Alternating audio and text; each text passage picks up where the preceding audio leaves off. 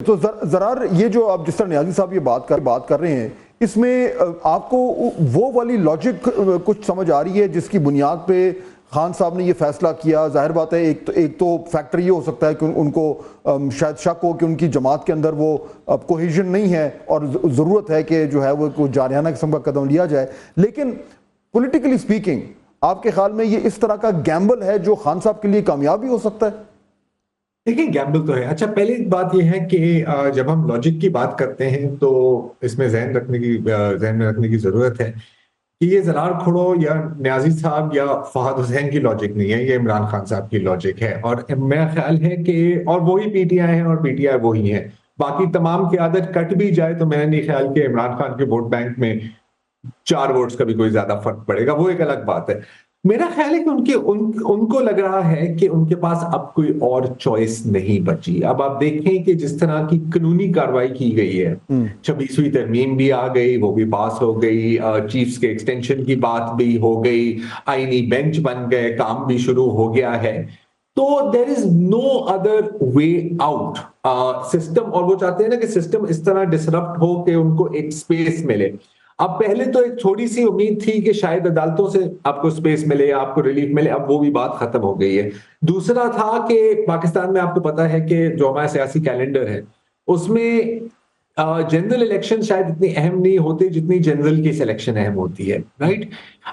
وہ سلسلہ پھر جب 2025 میں ہونا تھا تو آپ کو پتا ہے لابینگ شروع ہو جاتی ہے، اداروں کے اندر، ادارے کے باہر، اور ایک ونڈو ملتی ہے آپ کو۔ اچھا، وہ ونڈو اس وقت نہ صرف بند ہے، اس ونڈو کو سیل کر دیا، اس کو وہاں پہ مطلب اینٹیں لگا دی ہیں، وہ ونڈو آپ نہیں یوز کر سکتے۔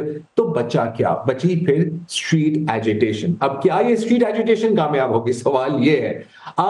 ایک بات ہمیں تسلیم کرنی ہوگی کہ جب میس موومنٹ شروع ہوتی ہے نا تو کبھی کبھی اچانک شروع ہو جاتی ہیں، ہمیں نہیں پتا کس چنگاری سے آگ لگے گی۔ لیکن اگر ہم ماضی کے ایک دو مثالیں لے کر دیکھیں، جو پچھلی جو مارچ آن ٹو اسلام آباد تھی، اس میں شاید اتنے لوگ بھی نہیں تھے جو خان صاحب کے ایک جلسے پہ رکھتے ہیں، because it is Imran Khan himself who is the crowd puller۔ یہ جو سیکنڈ ٹیئر تھرڈ ٹیئر لیاقت لیڈرشپ ہے، بیرسٹر صاحب ہو جائیں یا گنڈا پور صاحب ہو جائیں، وہ اتنی موبلائزیشن شاید نہیں کر سکتے۔ تو اگرچہ صرف وہی لوگ آئے، وہی 20 30 40 ہزار لوگ بھی آئے، اگر لاکھوں کی تعداد میں لوگ نہیں آئے تو میرا نہیں خیال کہ وہ مقاصد۔ بالکل بریفلی اگر یہ اس طریقے سے کامیاب نہیں ہوتا تو پاکستان تحریک انصاف کو کس طرح کا نقصان ہو سکتا ہے؟ کافی دیکھیں، اگین میرا نہیں خیال کہ پبلک پاپولیرٹی میں اتنا فرق پڑے گا، لیکن جو پولیٹیکل بارگیننگ ہے وہ پھر آپ کی کوئی زیادہ رہے گی نہیں۔ دیکھیں، آپ نے پولیٹیکل لیڈرشپ کے ساتھ تو آپ نے انگیج کرنا ہی نہیں ہے، تو بار بار بولنا ہے کہ اگر بات کرنی ہے تو ہم نے فوج سے بات کرنی ہے، ہم نے اسٹیبلشمنٹ سے بات کرنی ہے۔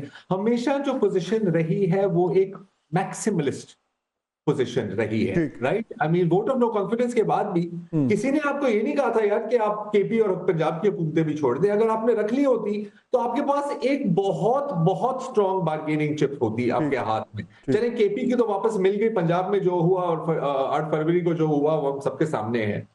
اگین دیکھیں، ان کی ہمیشہ ایک، اب یہ کرٹیسزم آپ سمجھیں یا جو بھی آپ سمجھیں، میرے لیے ایک حقیقت ہے، آل اور نتھنگ اسٹریٹجی ہوتی ہے، آر یا پار۔ اب اس میں بڑا رسک ہوتا ہے نا، اس میں بہت بڑا رسک ہے اور یہ بالکل بیک فائر کر سکتا ہے، لیکن ہم نے دیکھا ہے کہ عمران خان صاحب اس طرح کے رسک لیتے ہیں۔ لیٹس سی اس باری کیا ہوتا ہے۔ وقت میں ختم ہو گیا، لیکن میں دونوں مہمانوں کو شکریہ ادا کرنا چاہوں گا، آپ نے ہمیں جوائن کیا۔